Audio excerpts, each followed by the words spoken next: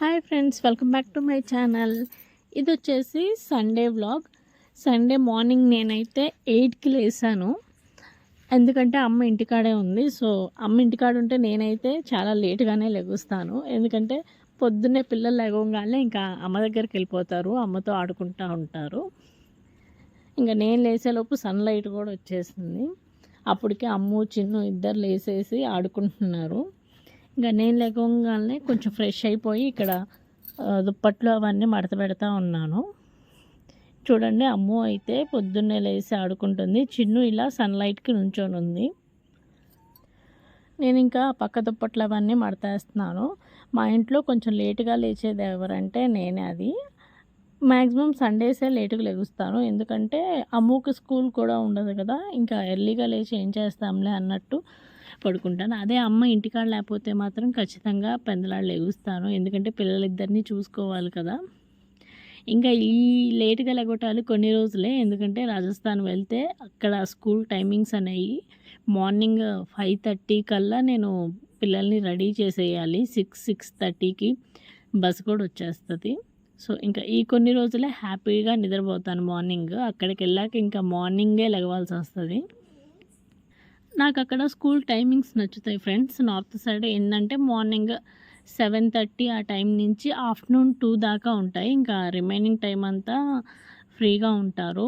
4 దాకా నిద్రపోయి 4 నుంచి ప్లే గ్రౌండ్కి వెళ్ళి తర్వాత 6 నుంచి 7 దాకా అలా ట్యూషన్స్కి వెళ్తూ ఉంటారు. రాజస్థాన్లో ఉన్నప్పుడు నేను చాలామంది పిల్లలకి ట్యూషన్స్ అయితే చెప్పాను. అక్కడ వాళ్ళకి ఇంగ్లీష్ కొంచెం త్వరగా రాదు అండ్ చాలా వీక్గా ఉంటారు. సో ఇంగ్లీష్ అయితే నేర్పించాను చాలామంది పిల్లలకి. ఇప్పటికీ నాకు కాంటాక్ట్లో కూడా ఉంటారు ఆ పిల్లలు. ఇంక ఇక్కడ బెడ్ సర్దేయటం అయితే అయిపోయింది. ఇంకా బెడ్ సర్దేశాక కిటికీలన్నీ క్లోజ్ చేస్తున్నాను. ఎందుకంటే మధ్యాహ్నం ఎండ వచ్చేస్తే బాగా హీట్ అయిపోతుంది, ఇల్లు మొత్తం వేడివేడిగా ఉంటుందని చెప్పేసి నేను కిటికీలు క్లోజ్ చేస్తుంటే అమ్మ కూడా వచ్చేసింది. మమ్మీ నేను క్లోజ్ చేస్తాను అని చెప్పేసి. నైట్ అనేది ఓపెన్ చేసుకుంటాము ఎందుకంటే చల్లగా ఉంటుంది అని. మా ఇంట్లో అయితే మా అమ్మ నాకు చాలా హెల్ప్ చేసిద్ది ఫ్రెండ్స్. నేను ఏదన్నా పని చేసుకుంటున్నా తన చెల్లిని చూసుకోవటం కానీ ఏదైనా కానీ మా అమ్మ నాకు ఎంత హెల్ప్ చేసిద్దో మా అమ్మ తల్లి కూడా అంతే హెల్ప్ చేసిద్ది. ఇంకా ఈలోపు అమ్మ అంట్లో తోమడం అయిపోతే వచ్చి చిన్నునైతే తీసుకొని బయటికి వెళ్ళింది. ఇంకా నేను ఇక్కడ కొన్ని బట్టలు ఉన్నాయి మడత పెట్టాల్సినవి చైర్లో ఉంటే ఇంకా అవన్నీ ఫోల్డ్ చేస్తున్నాను. ముందు రోజు కనుక ఏమన్నా లేటుగా తీస్తే బట్టలు ఆరకుండా ఉన్నవి కొంచెం తర్వాత తీస్తాం కదా, అవన్నీ నేను ఇలా మార్నింగ్ మడత పెట్టేస్తూ ఉంటాను. రోజు అయితే ఇంత వర్క్ ఏమి ఉండదు, కాకపోతే సండేస్ అనేవి కొంచెం లేటుగా లెగటం ఫాస్ట్గా వర్క్ అనేది ఫినిష్ చేసుకుంటాం. అమ్మ నేను ఇద్దరం ఉంటాం కాబట్టి ఇంటికాడ చెరకు పని చేసుకుంటే ఫాస్ట్గా అయిపోయిద్ది. అదే మా అమ్మ ఇంటికాడ లేకపోతే నేను మార్నింగ్ 6కే లెగుస్తాను. లెగ్సి వర్క్ అయితే పెద్దగా ఏముండదు, కానీ పిల్లలకు సంబంధించిన ప్రతి పని నేనే చేసుకుంటాను. ఇంట్లో పని వంట పని మొత్తం అమ్మ చేసేసి పనికి వెళ్ళిద్ది. ఇంకా అమ్మ ఇంటికాడ ఉంటే నాకైతే పని అస్సలు చేయబుద్ధి అవ్వదు, ఎందుకో తెలియదు. మా మమ్మీ కూడా అదే అంటది, నేను లేకపోతే పని అంతా చేస్తావు, నేనుంటే ఎందుకు చేయవు అని. ఏమో తెలియదు, మా అమ్మ ఉంటే నేను వర్క్ అయితే చేయను. వీళ్ళు ఎంతమంది ఇలా నాలా ఉంటారో కామెంట్ చేయండి. నేను అప్పుడప్పుడు అనుకుంటాను ఎందుకు చేయనబ్బా అని. ఎందుకో నేను కొంచెం హెల్ప్ చేద్దాం అనిపించింది, ఎందుకంటే అమ్మకి హెల్త్ కూడా బాగాలేదు, కొంచెం కోల్డ్ చేసింది. ఇంక ఇక్కడ అమ్మతో మాట్లాడుకుంటా బట్టలన్నీ అయితే ఫోల్డ్ చేసేసాను. ఎవరి వాళ్ళకి మొత్తం సర్దేస్తున్నాను ర్యాక్స్లో. ఇలా ఎంతసేపు సర్దినా సరే మా చిన్న పాప వచ్చేసి ఇంకా ఫాస్ట్గా మొత్తం పీకేసిద్ది. ఇంక ఇల్లంతా సర్దేసిన తర్వాత మొత్తం ఊడ్చుకొచ్చేసాను. సండేస్ అనేవి డీప్ క్లీన్ చేస్తాను, అన్నీ ఇదిలించుకొని బెడ్ల కింద మొత్తం కబోర్డ్స్ అవన్నీ దులుపుకుంటా ఇల్లు అయితే ఊడ్చేస్తాము. ఎందుకంటే ఎక్కడికి పడితే అక్కడ పెట్టేస్తారు అమ్మ అను చిన్ను. వాళ్ళకున్న బొమ్మలతో కన్నా ఇంట్లో ఉండే వస్తువులతో ఎక్కువగా ఆడుతూ ఉంటారు.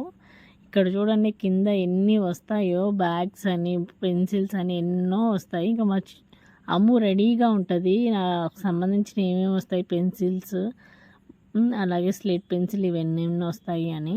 ఇంకా అన్నీ తీసేసుకొని మిగతా అన్నీ పక్కన పడేసిద్ది. ఇంక ఇలా డీప్ క్లీన్ చేసేసి మొత్తం అయితే ఊడ్చేసాను. చూడండి ఎంత చెత్త అయితే వచ్చిందో, మొత్తం మా అమ్మ వాళ్ళు వేసిందే. ఇంకా అమ్మ మొత్తం అంట్లయితే తోమేసింది కదా, అవి తీసుకెళ్ళి లోపల పెట్టేశాను. ఇక్కడైతే ఇద్దరు ఆడుకుంటున్నారు. ఇంకా ఆ తర్వాత అమ్మ అయితే మొత్తం ఇల్లంతా తుడుచుకొచ్చేసింది నీట్గా.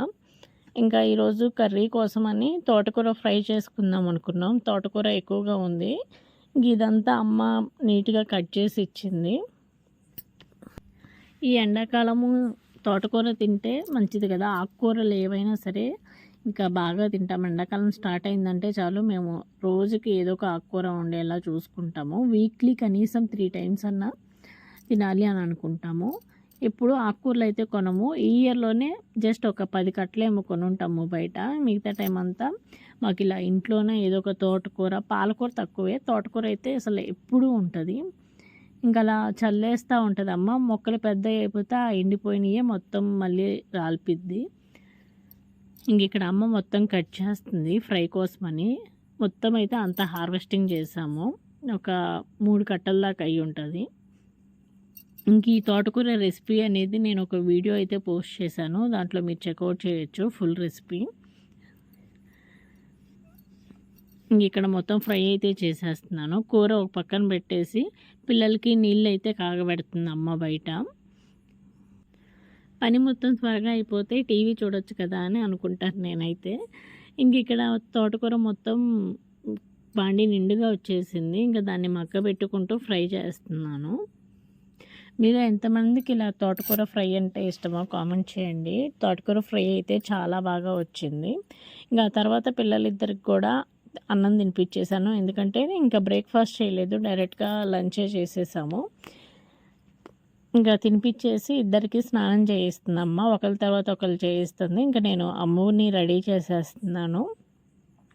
మా అమ్మ అయితే ఎంత కాల్ చేసిద్దో, నాకు రోజు కొత్త డ్రెస్ కావాలంటది. ఇంకా నిన్న ఆ తాత పప్పర పనసకాయ ఇచ్చాడు కదా, దాన్ని కట్ చెయ్యి అని కాల్ చేస్తుంది. ఇంకా అలా కాసేపు ఆడుకొని నిద్రపోయారు. ఇంకా మధ్యాహ్నం టైంలో బట్టలన్నీ ఆరిని అని చెప్పేసి నేను తీసుకొచ్చేసి లోపల వేశాను. ఇంకా అమ్ము లేచాక కాసేపు అయితే చదువుకుంది. అసలు నేను చెప్పే పని లేదండి, తనకి తానే హ్యాపీగా కూర్చొని రాసేసుకుంటుంది. నా పెన్సిల్ ఎక్కడ, నా బుక్ ఎక్కడ అని అడిగి మరీ కూర్చొని రాసుకుంటుంది. ఇంకా ఆ తర్వాత ఇద్దరికైతే స్నానం చేయించేసి నేను కూడా స్నానం చేశాను.